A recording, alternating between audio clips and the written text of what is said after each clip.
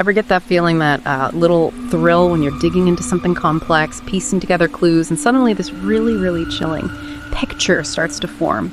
That's pretty much what we love doing here. And today we're diving into a mystery that, honestly, many people call a masterpiece of modern horror. We're focusing on a Japanese mockumentary from 2005 called Noroi, The Curse. It's a found footage film, but it really is in a league of its own. Our goal here is to sort of unpack why this film feels so unique, so unsettling. We'll look at its structure, which is kind of innovative, the details it weaves in, and, the psychological punch it's going for. Yeah, Noroi pops up all the time on those must-watch horror lists, especially if you're into found footage or mockumentaries. But what's interesting is while it gets tons of praise, it's also known for leaving some people just completely baffled. Yeah. It's definitely not straightforward. So we're going to try and navigate through its really tangled story threads and maybe reveal the method behind all that apparent madness. Because that confusion is actually part of the point, I think. Okay, yeah, let's set up the core idea first, because it really establishes that whole chilling atmosphere right away. So we're meant to be watching a documentary, right? Called Noroi. It was made by this paranormal investigator, Masafumi Kobayashi. And here's the hook, the thing that grabs you immediately. Kobayashi disappeared just 2 days, literally 2 days after finishing this documentary. His house burned down, his wife's body was found inside, but Kobayashi vanished, never seen again. So the film we see is supposed to be his actual documentary footage, showing everything that happened over about a year and a half leading up to his disappearance. It's a seriously effective setup. All right, so the story itself kicks off in November 2002. Kobayashi starts looking into this weird thing reported by a mother and daughter. They keep hearing, phantom baby cries from next door, but the neighbor, she only has one young son, no infants around. And this is where Noroi immediately shows you its specific brand of creepy. It's unsettling. Kobayashi goes to investigate, knocks on the neighbor's door, and this very disheveled woman answers. We later find out her name is Junko Ishii. She just glares, yells at them, slams the door. Standard stuff, maybe. But the audio. Someone later analyzes the sound that Kobayashi recorded, and it's not just one baby crying, it's five. 5 distinct infant voices. Think about that. 5 babies. When there are no babies there, it just instantly makes things feel profoundly wrong. Way beyond just strange noises. Those little details, yeah, they just burrow under your skin. And then the follow-up is just as chilling. Kobayashi goes back, right? Only to find out the neighbor, Junko Ishii, and her son just moved out abruptly. Yeah. And when they left, the baby cries stopped completely. So Kobayashi does a bit of snooping around the empty place, finds a bunch of mail confirming her name, Junko Ishii, but then just days later, the mother and daughter who originally reported the cries, they die. Pre-car accident. Right. It feels like a direct consequence, doesn't it? Yeah. Even though you can't logically connect it yet. It shifts everything from just weird to actively dangerous. Yeah, exactly. And just when you think, okay, maybe this is about Junko Ishii and the curse or whatever, the film just completely pivots. It jumps forward almost a year to August 2003. And suddenly we're watching what looks like totally unrelated TV footage. Like from a variety show. A show testing kids for psychic powers. It's a really jarring shift. That's kind of the film's signature move. And we meet this young girl, Kana. She seems genuinely gifted replicating hidden pictures perfectly, but then one test involves numbers, and instead she draws this really unsettling face just out of nowhere. Another test, she makes water appear in a flask, which is weird enough, but then they analyze the water. Yeah, and it's got plankton in it, like from a river or a lake.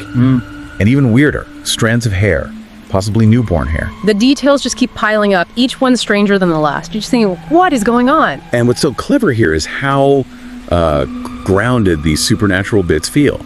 Kana isn't, throwing things across the room with her mind. It's subtle stuff. Manifesting water, drawing a weird face. It makes it feel more believable somehow, more unsettling. A lot of found footage tries too hard with big effects, and it breaks the illusion. Here, the almost mundane nature of it makes it feel creepier, like it could be real. Totally. And the film keeps throwing you curveballs. After the psychic kids, we cut again. This time, it's unaired footage. It shows an actress, Marika Matsumoto, doing a ghost hunt segment at some shrine. She just gets this awful feeling, collapses, screaming. But there's no obvious ghost or anything, no explanation. Then boom, another cut. Now we're watching a live TV talk show. Matsumoto is there talking about that shrine incident, and Kobayashi is there too as the paranormal expert. Right, and then they bring on this other guest, Mitsui Hatori. The guy is dressed head to toe in aluminum foil, like literally. The host calls him a psychic, but instead of giving insight, he just acts really erratically.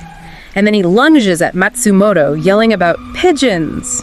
Just screaming about pigeons before security drags him off. It's absolutely bizarre, and you're just sitting there going, okay, Yeah. pigeons, tinfoil. How does any of this connect back to the baby cries or the psychic girl? Exactly. It's just fragments. But that use of different media, the variety show, the talk show footage, the raw ghost hunt tape, that's a huge part of why it feels so real. It looks and sounds like actual Japanese TV. Like Kobayashi is genuinely gathering these real-world bits of evidence. The editing style, the on-screen graphics, it all sells the mockumentary format incredibly well. Yeah, it does, but it definitely makes the first half, maybe even two-thirds, pretty confusing if you're not ready for it. Oh, absolutely. Disorienting is the word. All these jumps, new characters, seemingly random events, you really do have to pay close attention. It's almost like the film wants you to feel like Kobayashi, trying to make sense of this chaotic mess of information. But that's the genius of it, right? Because in the second half, those threads, they actually start to come together in a really horrifying way. We find out Kana, the psychic girl from the TV show, she goes missing. And her parents, they suspect Hatori, the tinfoil hat man.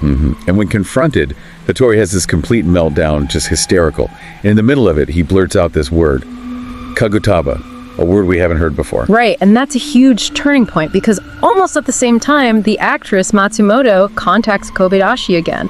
She's started doing this weird thing in her sleep, tying these really intricate, strange knots. So Kobayashi sets up a camera in her room.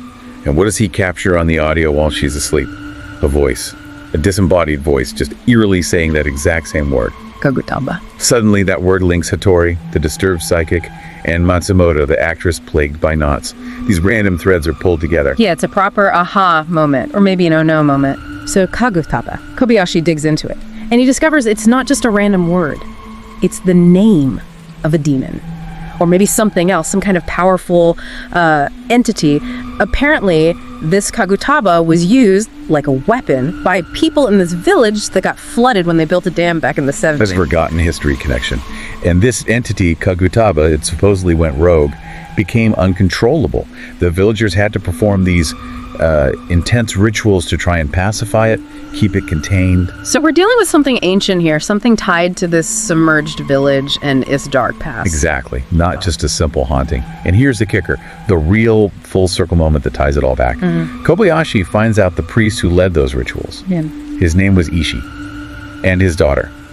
She played a key role in the final ritual, acting as Kagutaba, essentially. And that daughter? Is Junko Ishii, the woman from the very first investigation, the one with the phantom baby cries next door, the one who slammed the door. It all loops back. It's incredibly well constructed. Yeah. Wow.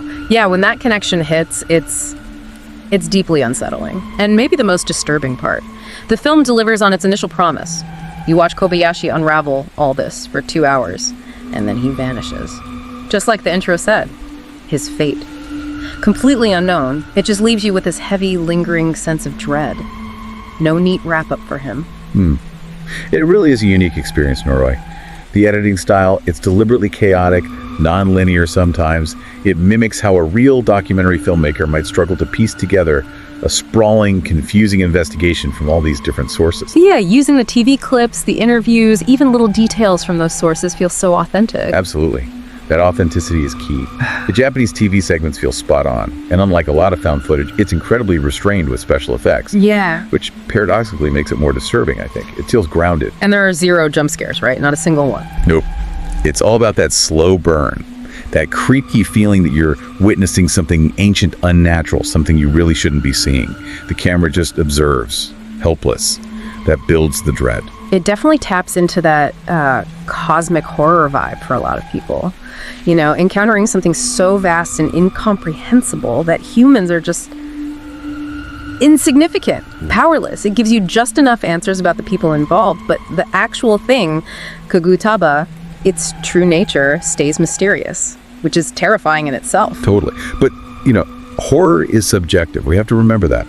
While tons of people love Noroi for exactly these reasons, the slow burn, the realism, the puzzle, others find those same things to be drawbacks. Right. If you don't like found footage generally, or if you're not in the mood to really focus and connect all those dots, it could just feel confusing or maybe even slow. Yeah, and it's definitely not about slick cinematography or big Hollywood production value. So it really boils down to what you look for in horror. Are you after quick scares or something that kind of seeps in and disturbs you on a deeper level? So putting it all together, Noroi, The Curse is, well, it's a real masterclass in atmospheric horror. It demands your attention, absolutely. But it rewards that attention with this uniquely unsettling feeling. It pushes the mockumentary format about as far as it can go, creating dread without resorting to cheap tricks. Exactly. It doesn't give you a neat ending. It leaves you hanging, questioning the nature of what Kobayashi uncovered and wondering about his ultimate fate. It's a chilling reminder that maybe some things are just unknowable. Maybe that's the scariest thing of all. They just are. So if you're the kind of person who enjoys piecing together a complex puzzle, and if you want a film that will genuinely get under your skin and stay there, Noroi is definitely one to check out. It challenges you, makes you lean in, connect things, and really grapple with the unknown. We really hope this discussion has shed some light on why this film is so fascinating and, frankly, terrifying. What part stood out most to you? Or what other mysterious subject should we maybe tackle next time? Until then, keep exploring, keep asking questions, and try to keep an open mind.